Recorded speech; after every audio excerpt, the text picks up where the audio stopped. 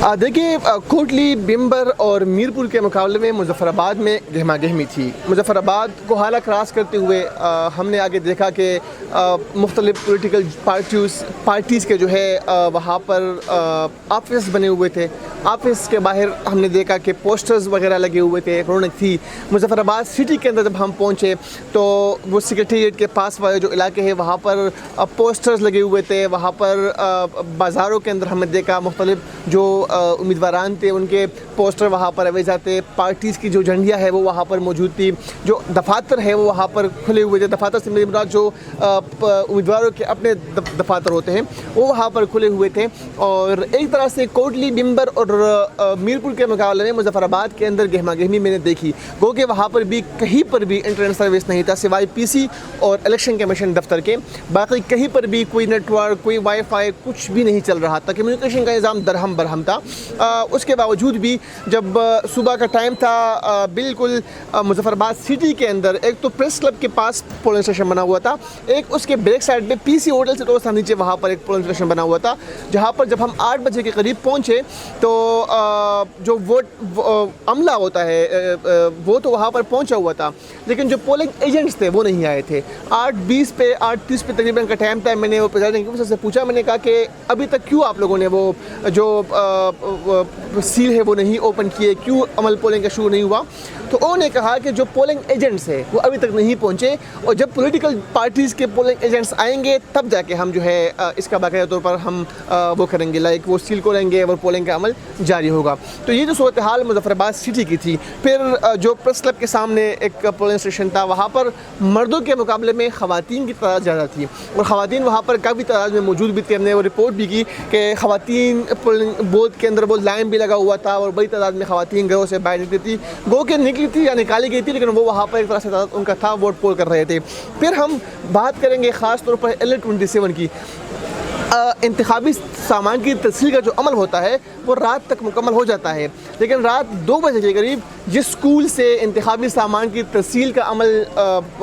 ہونا تھا وہ بالکل پی سی ہوٹل کے نیچے ایک جگہ تھی، ایک اسکول بنا ہوا تھا، اور رات کے تقریباً 2 بجے 3 بجے کے قریب بھی وہاں پر گاڑیاں کھڑی تھی، یعنی کہ سامان نہیں پہنچایا گیا تھا۔ پھر الیکشن کمیشن کی جانب سے ایک پریس ریلیز جاری ہوا اور کہا گیا کہ پی آئی ڈی کی طرف سے کہ L27 میں شدید طوفانی بارشوں اور لینڈ سلائڈنگ کی وجہ سے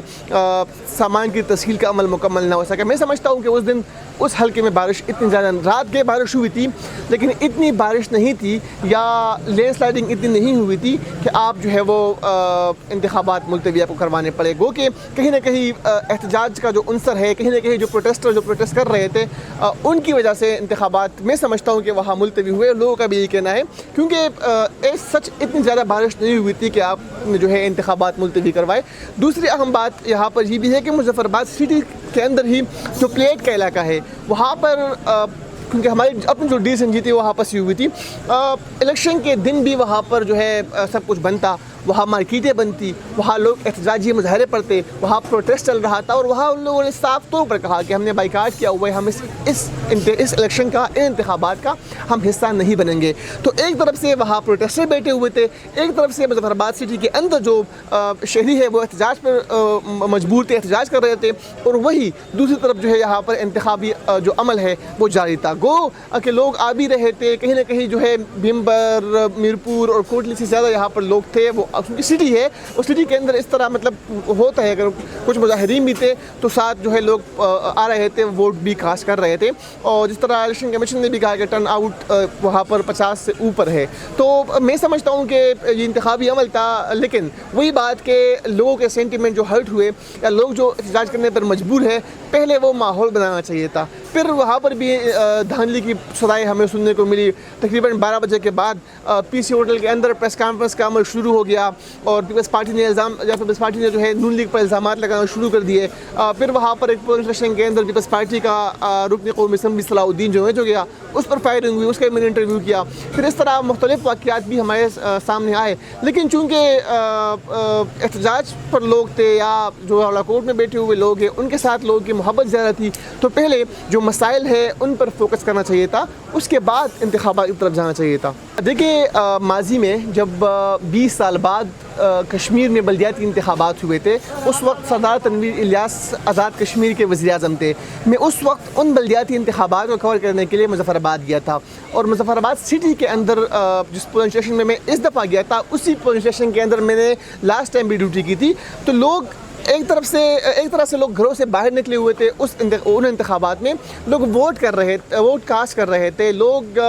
کھلے دل سے آ رہے تھے، اپنی جماعتوں کے جو امیدواران ہیں ان کو ووٹ دے رہے تھے، گہما گہمی تھی، بڑی تعداد میں لوگ جو ہے میں نے وہاں پر دیکھے، لائن لگی ہوئی تھی۔ میرے پاس اب بھی ویڈیوز ہے، میرے موبائل پر موجود ہے کہ ان انتخابات میں جب میں وہاں سے لائیو کوریج کر رہا تھا، اس وقت میں نیوز میں تھا، اور اس دفعہ میں 365 نیوز کے لیے رپورٹنگ کر رہا تھا۔ تو وہ چیز میں نہیں دیکھی جو میں لاسٹ ٹائم دیکھی تھی۔ لاسٹ ٹائم لوگ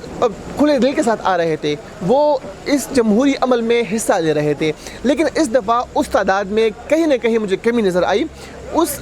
گہما گہمی جو لاسٹ ٹائم تھی، اس دفعہ وہ گہما گہمی میں نے نہیں دیکھی۔ جس طرح لوگ بڑھ چڑھ کر لاسٹ انتخابات میں حصہ لے رہے تھے، اس دفعہ اس طرح کے لوگ نہیں تھے۔ گو کہ کوٹلی اور باقی